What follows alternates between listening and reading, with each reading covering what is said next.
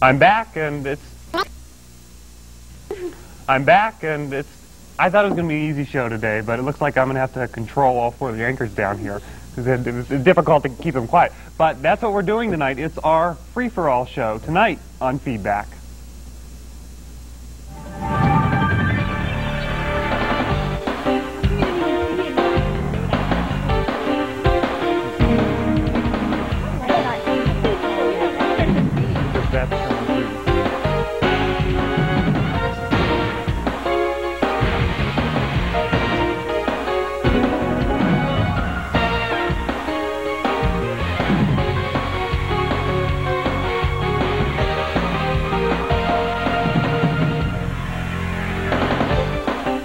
Tell you what, they're talking during everything.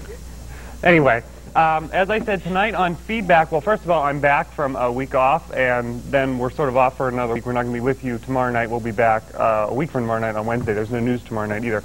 But on tonight's Feedback, we have all four of our anchors here at TV5 on the show. We do this every once in a while. We call it a free-for-all. We're just going to talk about the news of the day, the news of the week, whatever. That's coming up. I have a whole pile of things to talk about, so we'll be speaking with them in just a few minutes. But first of all, as always, I'm sure you missed my rant last week. I know you did. Even though Mike filled in, did a good job, did the rant as well. But I'm going to tell you a little bit about my trip. As you know, we may have discussed going to, as the anchors fall asleep over there. I know I told you I was going to Florida last week, and I did go to Florida last week, and I went to Disney World. I'm sure everyone's been to Disney World, you know, whatever. Well, I have such a mixed reaction when I go there, because I go in there. You know, you see Mickey Mouse, you always see pictures of Mickey Mouse, and he always has that big smile on his face. Do you know why he has a big smile on his face? Because he charges $2.50 for a 20-ounce bottle of pop, and everyone says, thank you, I'll take another one, I'll take two, and pays $2.50 for a bottle of pop down there. It's like a totally different economic system in the area that is Disney World.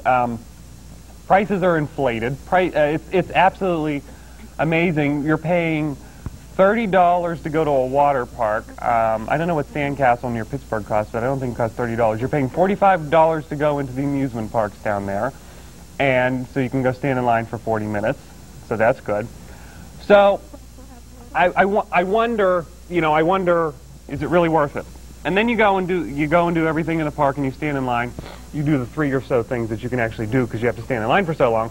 And then at the end of the day, they have their big whatever the end of the day thing is, fireworks, whatever. And that's when I said, we did that, and I was like, wow, this is pretty neat, actually. MGM has this new, what's it called, Phantasmic, and it was really neat. We had got there an hour and a half early, because that's how early you have to be there to get seats for this, and it was pretty amazing, but I still don't know if it was worth $45. You know, they called Disney World and Disneyland the happiest place on earth. I have a better name for it, the biggest commercial on earth, because everything you do down there has some type of commercial value to it, as if Disney doesn't have enough money. You know, they've been losing a little money. I think Michael Eisner last year only got like $750,000 in pay. That is too bad, I know.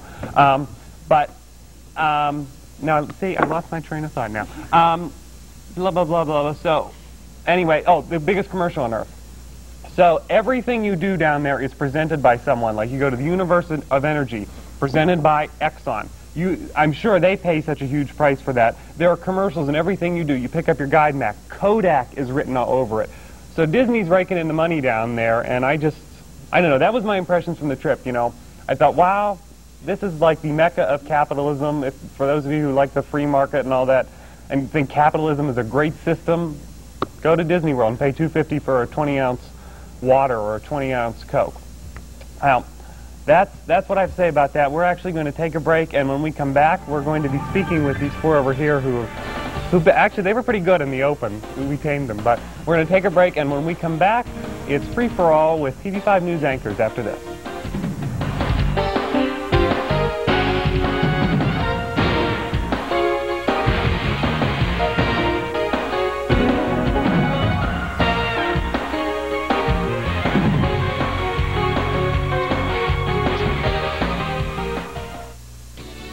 This portion of the programming was made possible through a grant by the Captain Loomis Hotel and Restaurant. The Captain Loomis Hotel and Restaurant is located at 540 Main Street in Clarion. and offers dining as well as a nightclub. The restaurant and nightclub are open 7 days a week for your convenience. Call Captain Loomis Hotel and Restaurant, 226-8400. This portion of the programming was made possible through a grant by Clarion Office Equipment. Clarion Office Equipment is located on Greenville Avenue Extension in Clarion. They can handle all your office equipment and computer needs. They are open Monday through Friday from 8 a.m. to 5 p.m. You can call Clarion Office Equipment at 226-8753. It's not just about making plans. It's about making a difference and taking an interest, not just earning it. And it's about more than investing. It's about knowing you. My every hope, my life, my world, it all begins with a dream. Edward Jones, investing in you and your dreams. In Clarion, see Gary Martin, located on Main Street, phone 226-7896. And I said, you know, it wouldn't a better name for a movie to come out now, and I think I'm going to make the movie or write the book. It would be a great book to have, and you can call to get her book. You can also find it online. And I have a feeling I'm going to be rather opinionated. People I know so. Let's ask them about scheduling. Why is it that students have such a problem here with? Tune into Feedback with Mark Despotakis every Tuesday and Wednesday night beginning at 7:30 p.m. We're totally out of time. No time to talk to you. We'll see you tomorrow.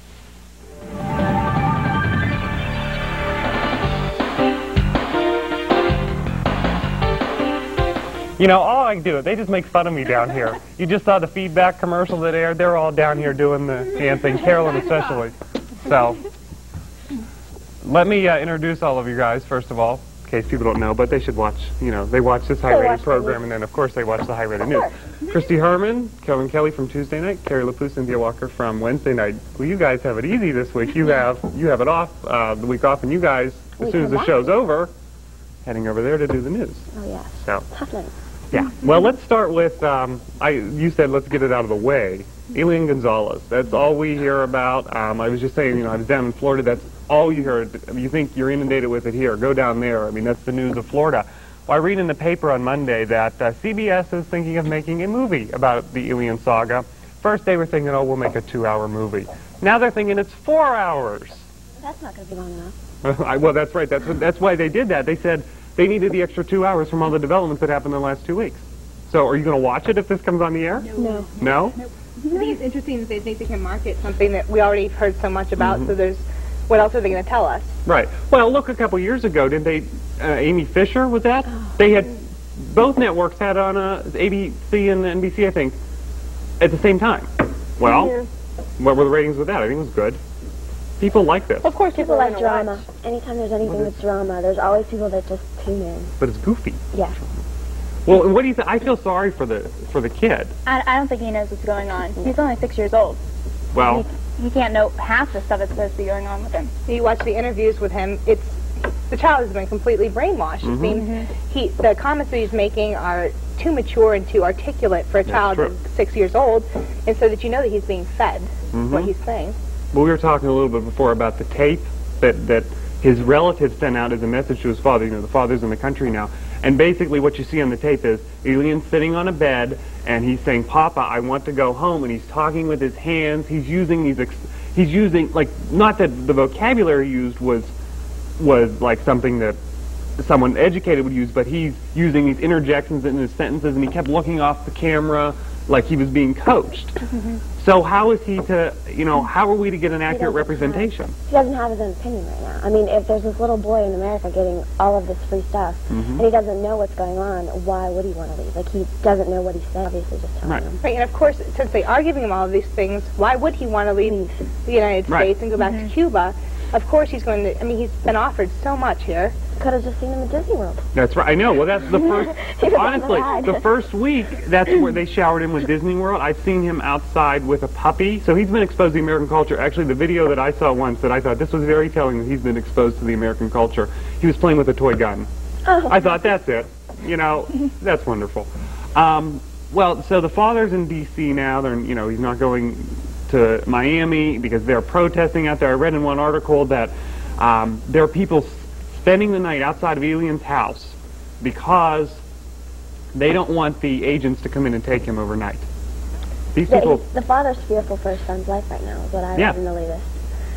Because the family that he's with is just making him this huge public. Mm-hmm. Did you hear Gloria Estefan's down in there now with everybody protesting? So you're getting, now you're getting the bigger names in it, which may sway public opinion on it. But I did hear one poll. I mean, I don't know how much stock to put in polls, but about the American public was saying last week they said, well, we don't think what the family's doing is wrong. We think that they're just protecting him. But now this week, after Janet Reno kept setting deadlines for him to be taken back, and they kept missing the deadlines. Now the American public is sort of starting to sway against the family.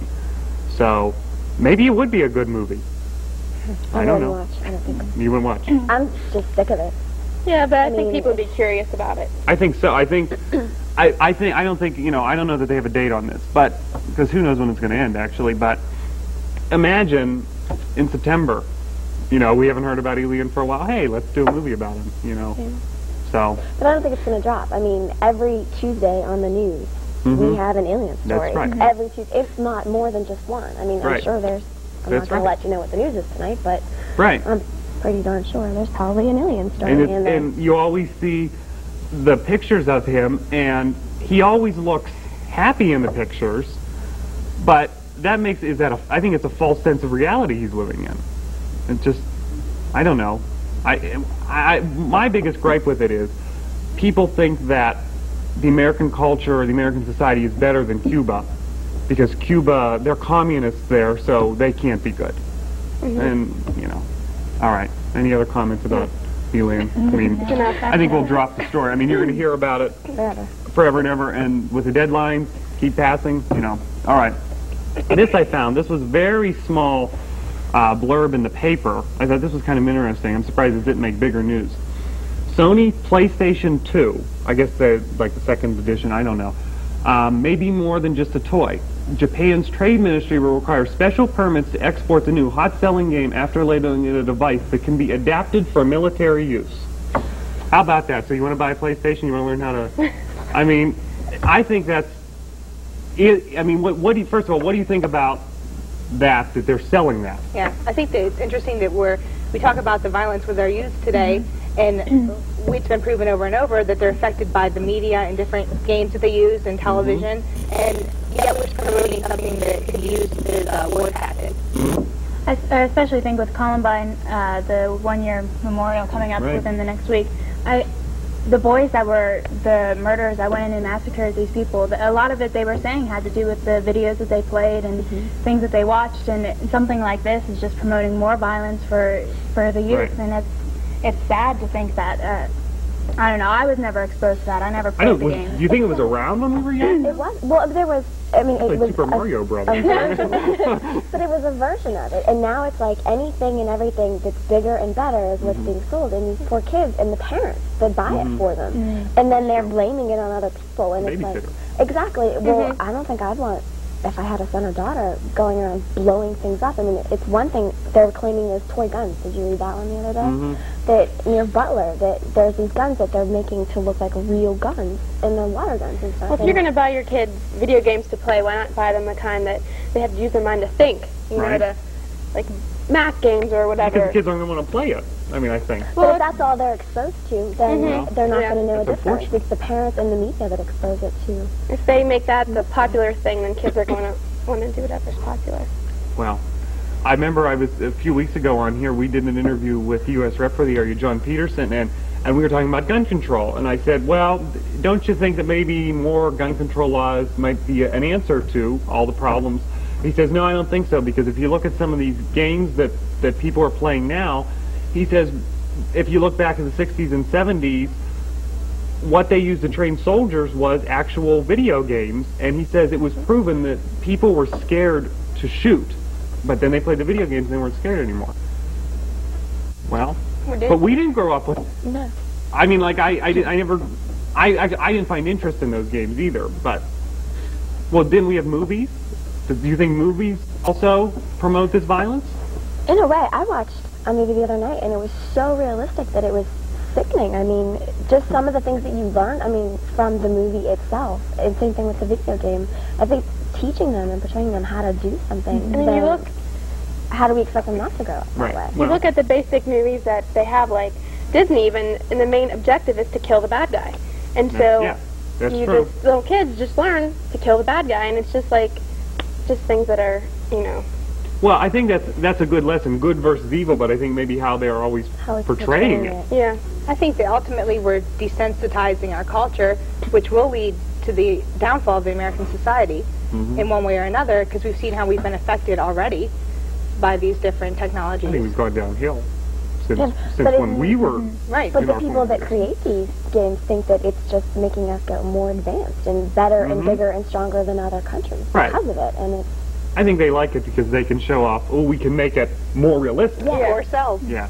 All right. Well, we're going to take a break, maybe talk about this a little more, talk about another variety of things. We were talking about Columbine Anniversary coming up just in 2 days, it was on Thursday. So we'll talk about that after this. We're going to take a break and be right back on Feedback.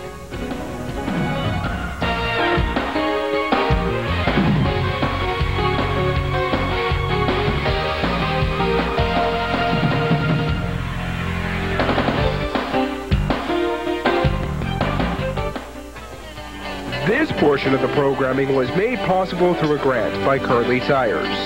Curly Tires is located on Greenville Avenue Extension in Clarion. They offer a wide variety of tires to meet your car or truck needs. Curly Tire is open Monday through Saturday. Call 226-6657. That's Curly Tire. Phone 226-6657.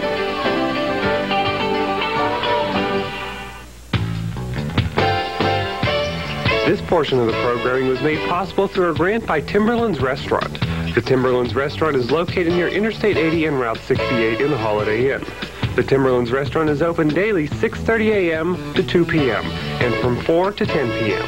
Call 226-8850. This portion of the programming was made possible through grant by the Pub.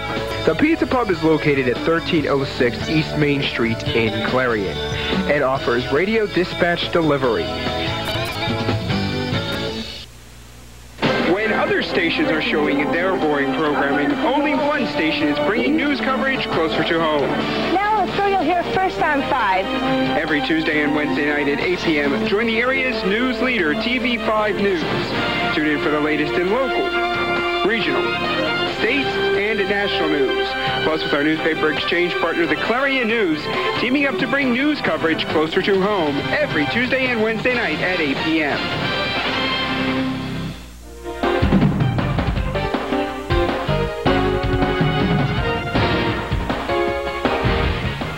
Welcome back to Feedback. I'm Mark Despotakis. I can't keep them in control.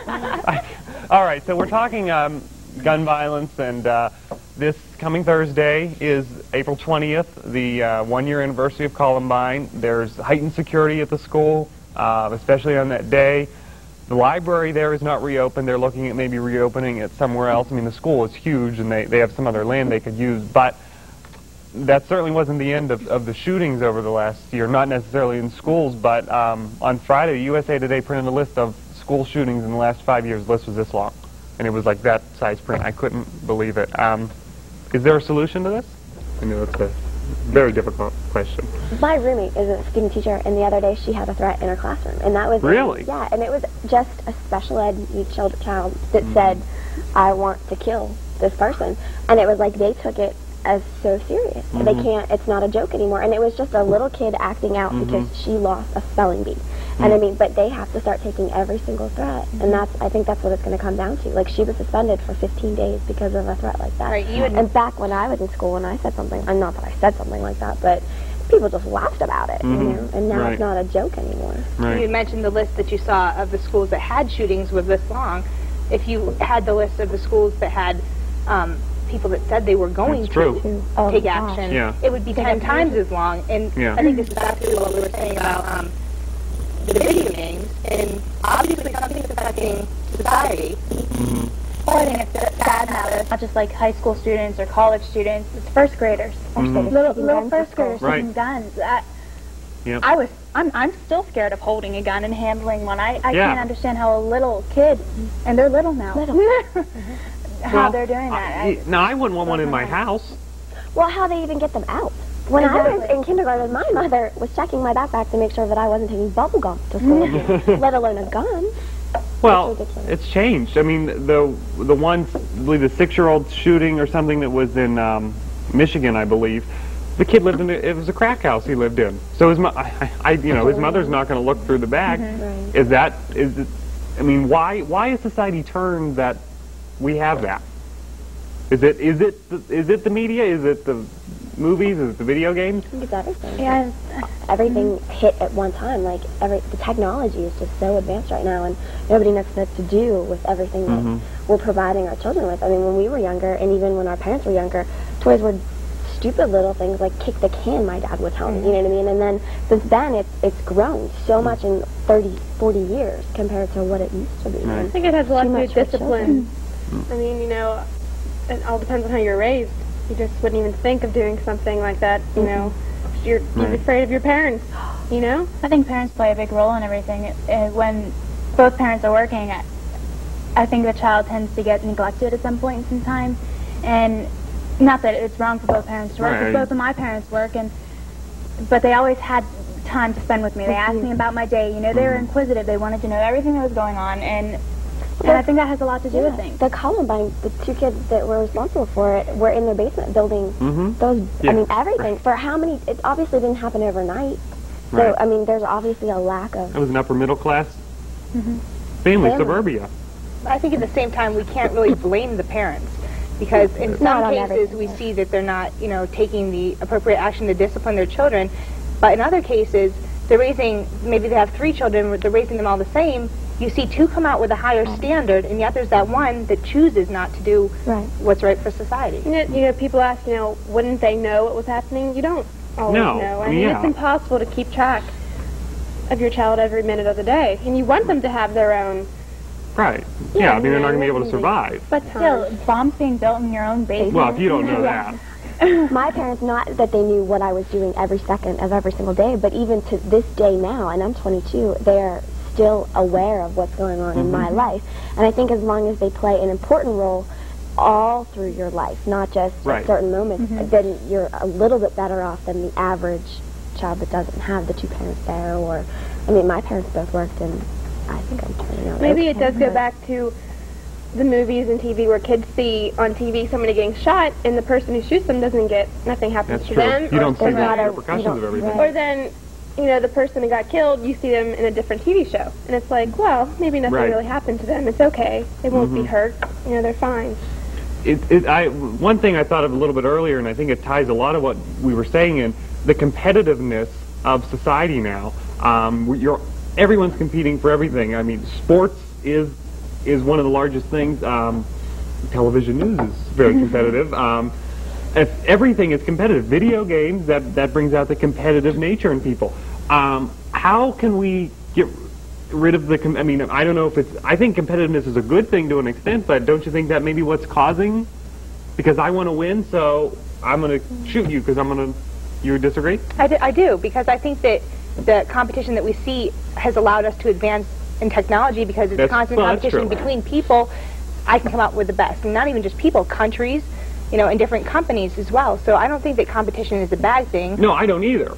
But I think some of it is. I think regulated competition is a great way to get a child further in it. But to not have, I mean, there's competition that we put on, or people put on us.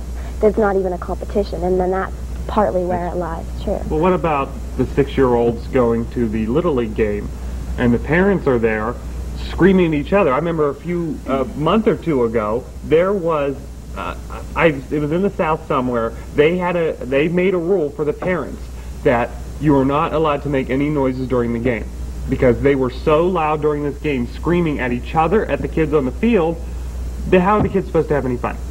Do you think maybe parents are being overly involved, that they're pushing their children? I think a lot of times parents are trying to live their dreams through their child. They never had that chance to be in the Little League game, and so that's what they're doing. And I think it's a great thing that they had a sign put up, because I mean, you know, you need that sometimes just because parents really want their kid to succeed too much sometimes. And they lose the fun. Yeah, but there's nothing wrong with wanting your child to have something that you never had, you know. Right. And it's, some parents don't care. Their kids don't care either, so that it doesn't matter if they go to college and get an education. They don't care. They're just happy. Yeah, that's understandable. But I think parents should be able to stop. They should know that, you know, okay, this is their life. Right. You know, I'm great that it's great that they're doing it, and it's great that they're having the chance and the opportunity to do it. But I need to step back. It's because when they don't start to step back and notice, you'll see those parents that, well, my child wouldn't do that, or, well, my son, you know, of course not. You can't say that about my son. And they get so protective that they start ignoring the facts that their son is in the basement building a bomb or playing with their guns, and that's where we come with this society again. Yep. All right. Let me get a time check from upstairs. I'm going to move on to another topic. I think I'll have enough time. If they could, we have 2 minutes left, so we can talk about this briefly. Article in the paper the other day, websites are revamping how they're doing things so that children, you know, for privacy for kids, it says new law this week protects under 13s. Now, they're doing it so that you know, you're not transferring things on the internet so a 6-year-old can't be transferring a credit card number or something like that, which is understandable. But have these maybe at some point stepped over the line? I think, Cynthia, you have a definite comment on this. I just, I have a Yahoo account, and I just received an email saying that I won't be able to access it any longer unless I receive my parents' permission. And you're how old? I'm 20. Yeah. So I wonder if maybe there's a glitch in their system, or we had talked about maybe possibly it was because I signed up before I was a legal adult, and so maybe that was why it's going like that. But even so, for them to send me a letter saying I need my parents' permission, and not only that, it says on it that for verification from your parents, they're going to use credit card numbers. So I find that odd as well. Do you feel safe doing credit cards? Do you feel safe buying anything on the net? Don't? No, there's so many hackers on the internet that you put one number on there that you don't want or well, they say on it's there secure. No, it's not. I bought stuff off the internet, and I haven't. How many times have you seen in the news on television with just do not give your credit card number to? But how many times do you see a plane crash? No, I'm not saying that, you know. But I mean, just with all the potential problems out there, there's not enough restrictions on it yet, or there's too many smart people out there that have nothing better to do but sit there and try to get your numbers. And because of this, we've just introduced an entirely new crime with the identity theft crime. That's true. And I think this is a major contributor to it because if all of your information, you're putting your social security, your address, your history records, all of your information is available for anyone that knows how to hack to steal it. I did a report on this for one of my classes on internet hacking and identity theft and everything, and it was just amazing as to the information that you read, because once you give out your social security number, all of your bank account records, anything can be tapped into. And all of our school records. Yes, and when children get on the internet and are getting into the chat rooms and talking, I read, I don't even remember the name of the person who said it, but they said that it's an invitation for all the rapists and molesters to come into your house. Right. Well, we're about out of time here. So, Christine Keller, I'm going to let you dart across there because you're on the news in just about 3 or 4 minutes. But thank you all for joining us. We appreciate it. We will be back. She's been waiting to do that all night. She's been waiting to do it all night. Thank you guys for joining us. We'll be back on Feedback afterwards.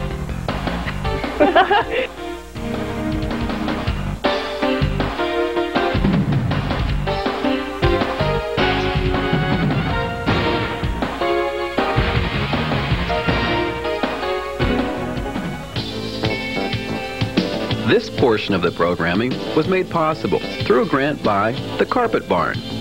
The Carpet Barn is located at 470 South 5th Avenue in Clarion.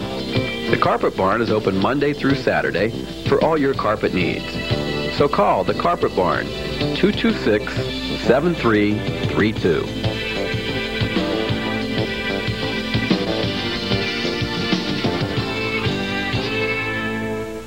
Standing out from the crowd is easy when you stop in at Fashion Bug, located in the Clarion Mall.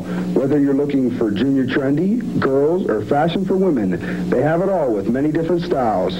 With our newly expanded shoe and accessory department, you're surely to find that special touch to enhance that new outfit. And if you have a fashion question, our experts are here to help.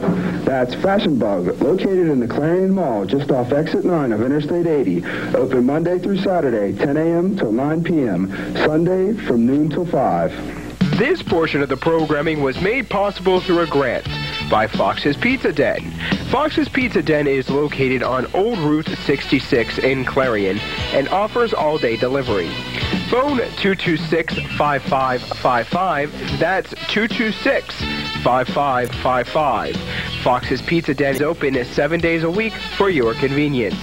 Phone 226-5555. 7 days a week for your convenience. Call 226.